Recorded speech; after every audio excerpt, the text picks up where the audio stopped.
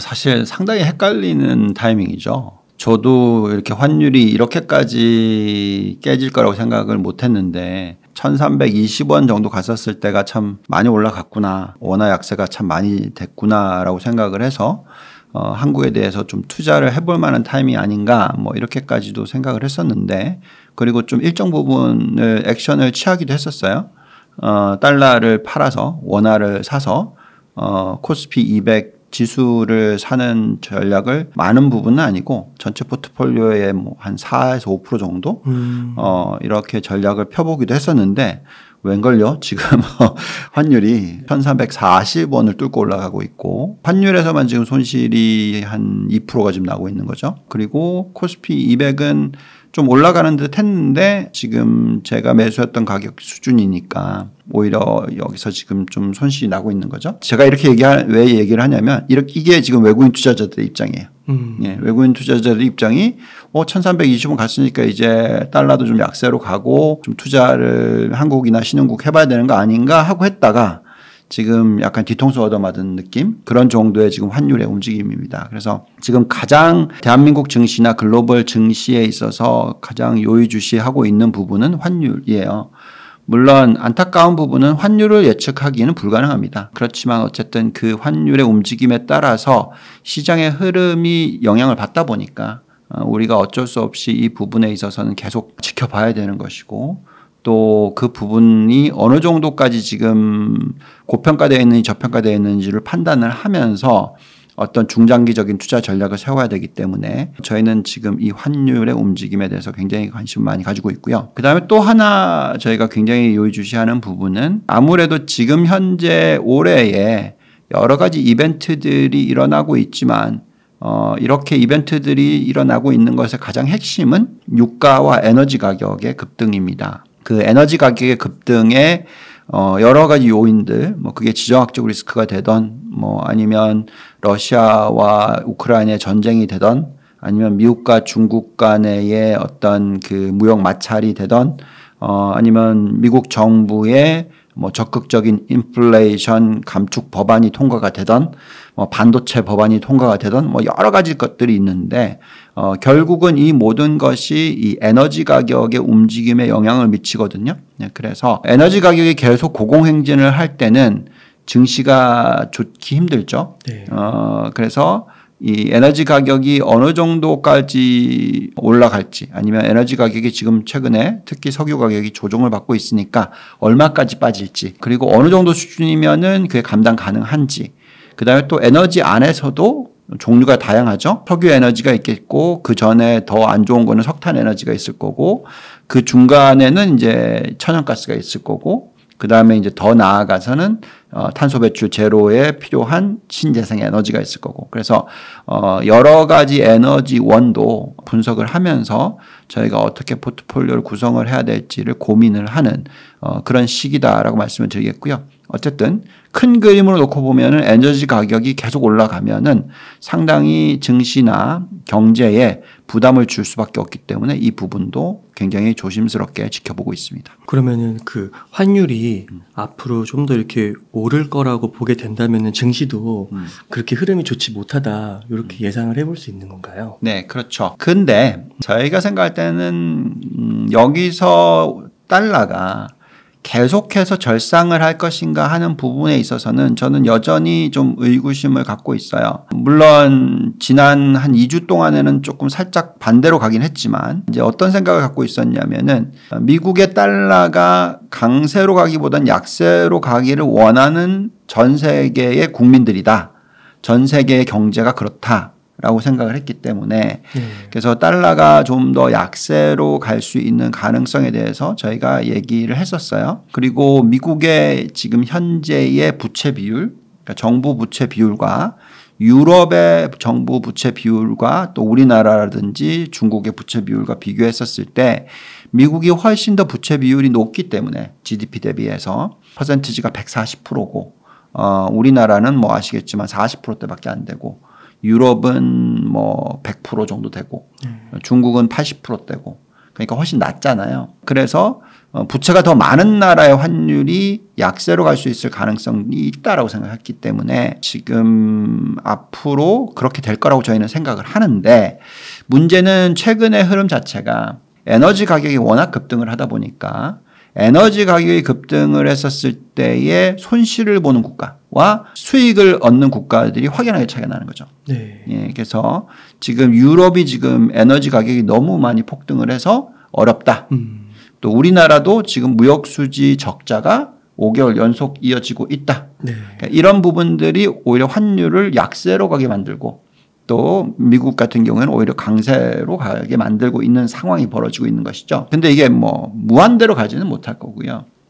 경기가 둔화되는 환경에서 특히 중국 같은 경우에 최근에 발표된 경제 성장률이나 여러 가지 요소들을 봤었을 때 석유 수입을 가장 많이 하는 국가의 어떤 성장률이 떨어지는 상황이라면 결국은 유가는 계속 하향 안정화가 될 수가 있겠고, 그런 과정에서 이제 다시 달러가 어느 정도 약세로 갈 수 있는 환경이 만들어지지 않을까라고 기대를 합니다.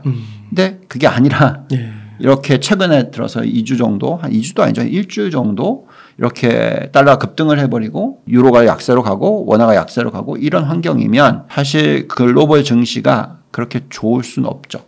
그래서 환율의 흐름이 상당히 중요하긴 합니다만, 그 전에 저희는 이 에너지 가격이 인플레이션에 어떤 영향을 미치고 그 인플레이션이 얼마에 따라서 미 연준이 어떻게 액션을 취하고 이런 부분들을 굉장히 중요하게 생각하고 지켜보고 있는데요. 저희는 그래도 좀 기대를 가지고 있습니다. 이렇게 유가가 좀 떨어져 주고 미 연준의 입장에서 이제 인플레이션 숫자가 좀 떨어지는 숫자가 나오기 시작하면 아마도 금리를 올리는 속도를 좀 더디게 할 수 있을 가능성이 생기고, 그렇게 되면은 글로벌 증시가 큰 폭의 어떤 상승 주기로 또 다시 넘어갈 수도 있기 때문에 지금은 많은 악재가 이미 시장에 반영돼 있다라는 것은 알고 있어서 여기서 또 너무 비관적으로 보실 필요는 없다. 그렇지만 말씀하신 대로 환율이 계속 원화가 절하가 되고 달러가 계속 절상이 되면 시장 환경은 녹록지 않다라고 말씀을 드리겠습니다. 그 미국 입장에서 네. 봤을 때도 달러가 강세여야 좋은 거고 약세여야 뭐 나쁜 거고 뭐 이런 거는 없는 건가요? 그런 거는 없죠. 그렇지만 이제 이런 건 있어요. 지금 최근에 부채 비율이 많이 올라갔잖아요. 그러면은 아무래도 이제 부채 비율이 많이 올라갔기 때문에 달러가 강세이면은 부채를 끄는데 훨씬 더 좀 쉽겠죠. 예, 그런 부분들이 있을 거고요. 그렇지만 사실 그거는 큰 영향을 미치지를 않고요. 그리고 이제 기업들의 실적으로 놓고 보면은 그만큼 실적이 전체의 매출 중에서 달러 매출이 60%이고 나머지 40%가 해외 매출이란 말이죠.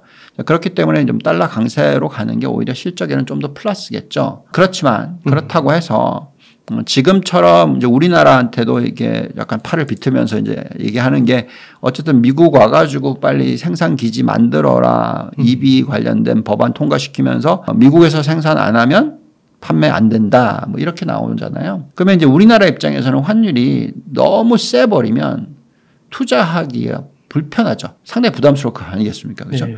원화를 달러로 바꾸면 훨씬 더 비싸지니까. 네. 그렇기 때문에 외국인들의 투자가 그렇게 활성화되기도 어려울 수도 있어요. 미국의 기업들 중에서 이제 IT 기업들은 매출 비중의 60% 가까이가 또 해외예요. 그러니 또 해외에서 벌어들이는 돈의 가치가 떨어지잖아요. 그래서 그렇게 딱 단순하게 달러가 강세로 가는 것이 좋냐 나쁘냐라고 보기는 어려워요. 그렇지만 이 정도까지 절상이 되면 이때는 오히려 좀 멈춰주는 게 미국의 기업들이나 또 다른 국가들의 기업들이 미국으로 오게 만들거나 온쇼어링을 하는 데 있어서도 좀 부담을 덜어줄 수가 있기 때문에 그렇게 만들려고 할 겁니다. 그래서 지금은 벌써 109달러 지수까지 왔기 때문에 저희는 아마 100 수준까지 다시 한번 떨어뜨릴 수 있는 환경이 되지 않을까라는 기대를 가지고 있고요. 만약에 달러가 100대까지도 다시 떨어진다면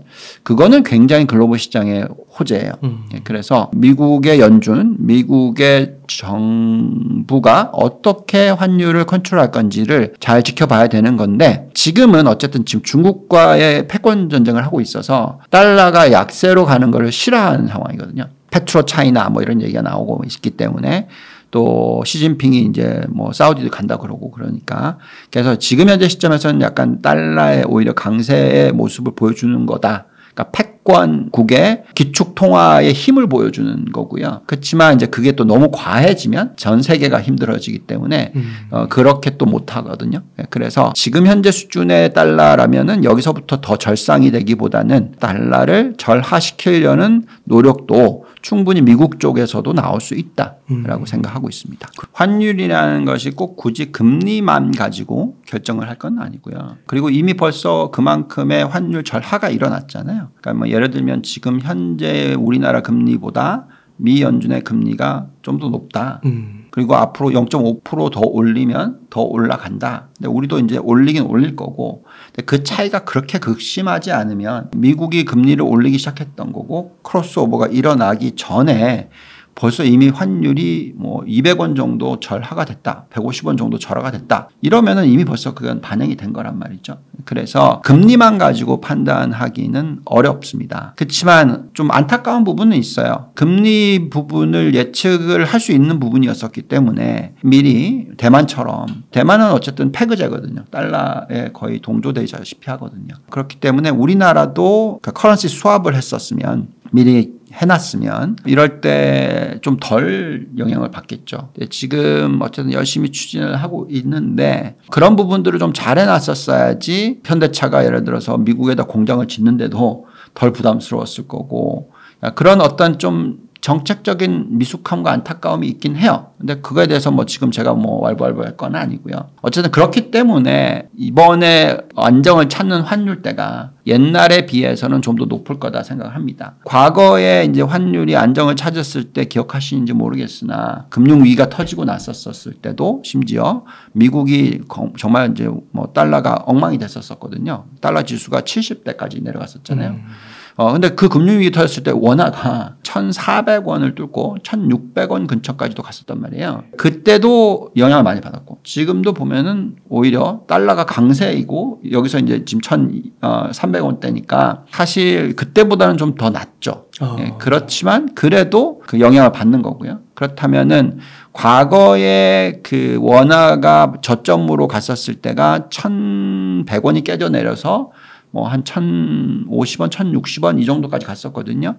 그럼 이번에는 다시 내려온다 하더라도 1,150원 정도, 뭐 1,100원이 뭐 기껏해야 거의 뭐 저점 정도. 그러니까 이래서 한 번 정도의 그 어느 정도 계단식에 올라가면 있었을 거라고 생각을 합니다. 네. 그렇지만 어쨌든 지금 현재 이 정도 환율이라면 우리나라는 당연히 수출 의존도가 높고 또 제조업 의존도가 높아요. 금융이나 뭐 내수 시장의 의존도는 상대적으로 좀 덜하죠. 미국보다는. 그래서 어떤 기업들의 어떤 실적에 있어서는 큰 문제가 없을 것 같다. 다만 원화가 상이 안 되고 절하가 되면 당연히 우리나라 인플레이션이 높게 나오고 수입 물가가 올라가고 무역 수지 적자가 생기고 개인들 한 사람 한 사람의 어떤 영향은 마이너스죠. 그래서 될 수 있으면 국내 소비 업종이라든지 개인들이 주체가 되는 어떤 업종들에 대한 투자에 있어서는 조심스럽게 얘기를 하고 있죠. 그래서 환율의 움직임 또 금리의 차이 다 중요하긴 합니다만 결국은 근본적으로 개인들의 펀더멘탈이 어떠냐 기업의 펀더멘탈이 어떠냐 또 환율이 이럴 때 금리가 이럴 때 어느 정도 악영향을 받느냐. 근데 우리나라 대기업들은 금리 올라간다 그래서 별로 영향을 받고요. 네. 오히려 또 원화가 절하가 되면 수출 비중이 워낙 크기 때문에 오히려 더 플러스고. 네. 그래서 시장이 그렇게 나쁘다고 생각하실 필요는 없어요. 그러면 만약 한국에 투자를 한다고 하면 네. 그런 대기업 위주로 좀 투자를 하면 될까요? 그렇죠. 한국에 투자를 한다고 하면 저희는 계속해서 아무래도 이제 미국이 좋다 보니까 미국의 매출 비중이 높은 기업들, 미국의 의존도가 높은 기업들, 또 수출 의존도가 높은 기업들, 또 부채 비율이 낮은 기업들 뭐 이런 위주로 투자를 하시면 당연히 좋죠. 그러면은 지금 이런 상황 속에서 좀 어떻게 좀 투자 전략을 가져가면 좋을지가 궁금합니다. 네.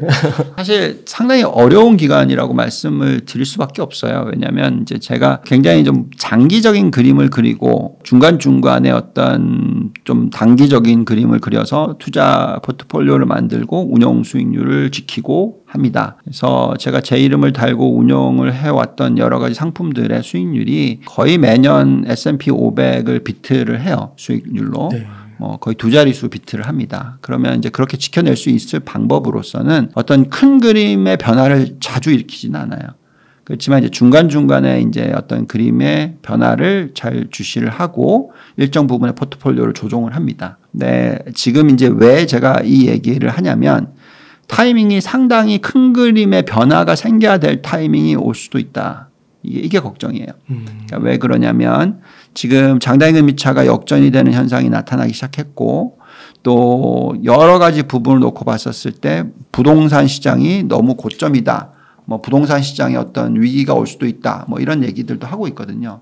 그래서 그런 부분들을 감안했었을 때 긴 사이클이 끝나가는 타이밍이 올 수도 있어요. 얼마나 빨리 올지는 정확하게 답은 없으나 좀 빨리 오면은 내년 말 또는 내후년 상반기 뭐 이 정도에 올 수도 있기 때문에 그때가 됐었을 때는 저희가 포지션을 갖다가 완전히 바꾸거나 자산 배분의 어떤 형태를 바꿔야 될 수도 있습니다. 자, 그렇게 되면은 전략이 완전히 바뀌어요. 근데 이제 이게 힘든 부분이 뭐냐면 그 마지막 남은 그 사이클의 끝부분. 그러니까 사이클이라고 했을 때 이제 긴 사이클을 얘기합니다. 거의 뭐 18년짜리 뭐 이런 긴 사이클의 끝부분에서 보통 가장 큰 폭의 상승을 또 보여요. 그래서 이게 정말 헷갈리는 거죠. 그래서 지금 현재 시점에서 전략을 참 세우기가 정말 어려운 환경입니다. 투자자들이 그렇기 때문에 더 힘들어 하겠죠. 개인 투자자들은. 그래서 저희는 이제 전략을 이럴 때는 어떻게 세워야 되냐면 시장 방향성에 대해서는 이제 그만 걱정하자. 오를지 빠질지에 대한 걱정을 너무 하다 보면은 실질적으로 하나하나 얻을 수 있는 수익을 놓칠 수가 있어요.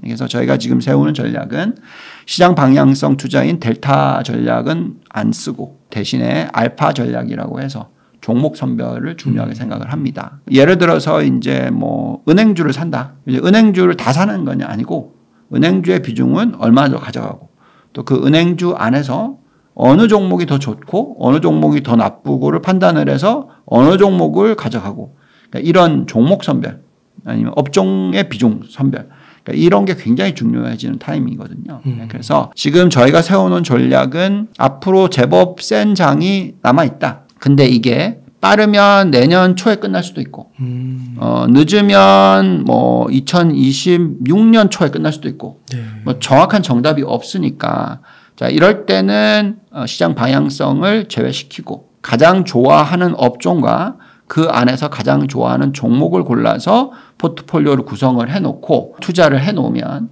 물론 시장은 오르내림이 있기 때문에 수익률이 깨졌다가 올라갔다가는 하겠지만, 어쨌든 장기적으로 놓고 봤었을 때 두 자릿수 수익률을 올릴 수 있기 때문에 그런 식으로 지금 전략을 세우고 있다라고 말씀을 드리겠습니다. 네.